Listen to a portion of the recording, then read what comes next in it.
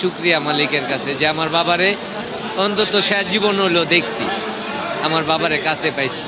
কখনো তো বাবারে ছুঁয়া দেখি নাই, এখন হয়তো ছুঁয়া দেখ। দীর্ঘ ২৭ বছর নিখোঁজ থাকার পর অবশেষে পরিবারের কাছে ফিরছেন শরীয়তপুরের নড়িয়া উপজেলার আমির হোসেন তালুকদার। প্রায় ৩০ বছর আগে জীবিকার সন্ধানে মালয়েশিয়ায় পাড়ি জমান তিনি।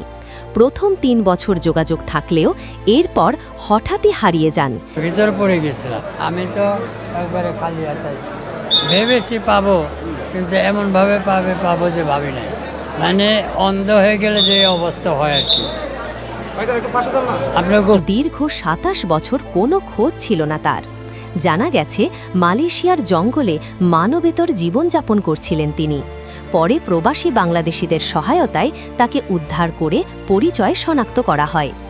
তার ছবি সোশ্যাল মিডিয়ায় দেওয়া হলো। সোশ্যাল মিডিয়ার মাধ্যমে মানে সেদেশে প্রবাসী বাংলাদেশি আমরা ব্র্যাক যৌথভাবে তার পরিবারের সন্ধানের জন্য আমরা চেষ্টা করি। আজ তার এই ফিরে আসা শুধু একজন মানুষের নয়, এটি একটি পরিবারের দীর্ঘ অপেক্ষা, কষ্ট আর আশার অবসান।